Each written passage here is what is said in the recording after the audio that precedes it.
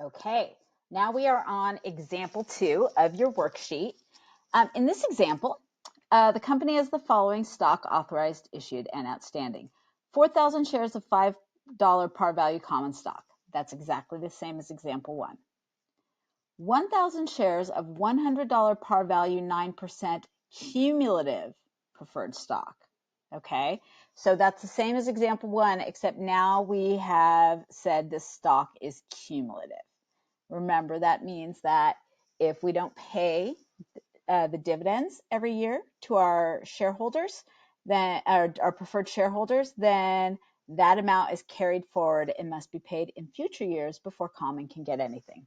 Okay, so in year 1, the company declares and pays a $10,000 dividend, and this isn't what I wanted it to be. Let me look. Okay, in year 1, they're going to pay a $5,000 dividend. Okay. So preferred, their dividend is 1,000 shares times $100 par value times 9%. So they are supposed to get plus 1,000 times 100 times 0.09.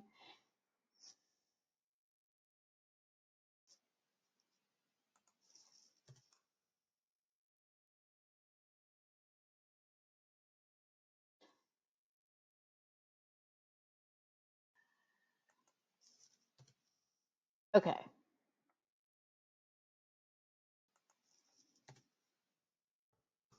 All right, I finally got my formula straight.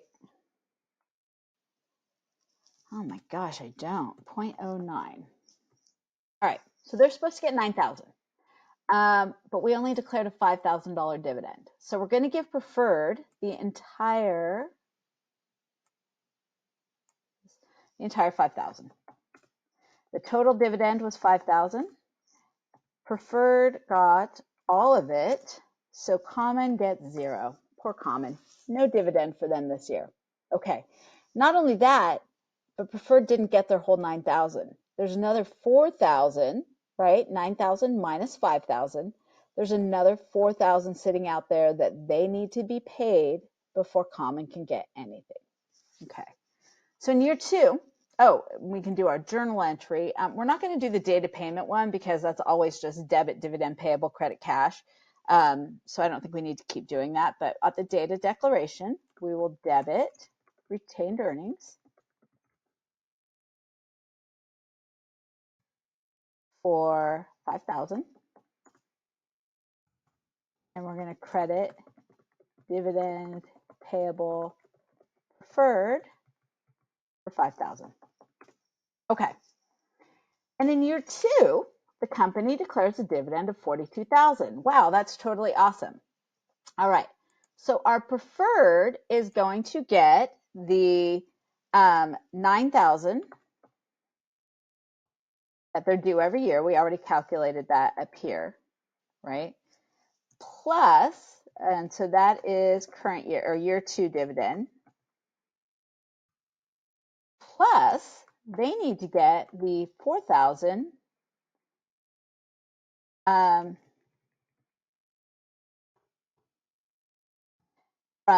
year 1 that never got paid in year 1. Okay, and again, that 4,000 is they were supposed to get 9,000.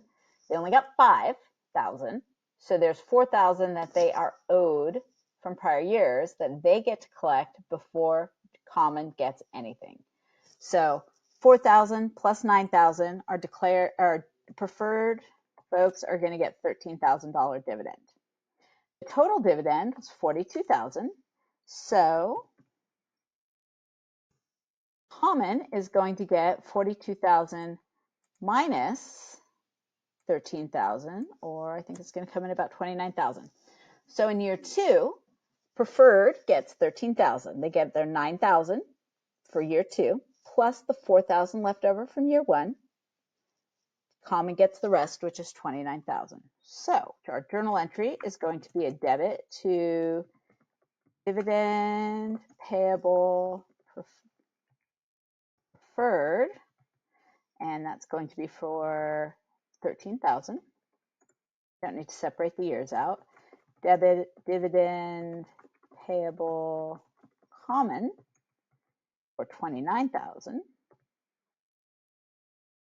And we're going to credit cash because that's what we're going to pay. And that's going to be, oh wait, sorry. I did this backwards, didn't I? We're going to debit retained earnings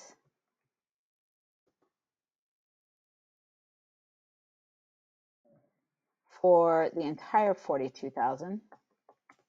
Then we're going to credit dividends payable preferred for 13,000. Yeah, let's get rid of these numbers. Debit retained earnings for 42,000, and let's do dividends payable preferred for 13,000, and then we're going to credit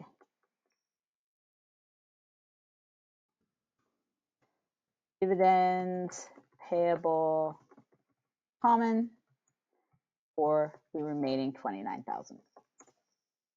Okay, so that is what we do if the preferred shareholders don't get paid a dividend or don't get paid their whole dividend, and it has to carry over. This is if it's cumulative. In example 3, we'll talk about what this would look like if it was non-cumulative. So I'll see you then.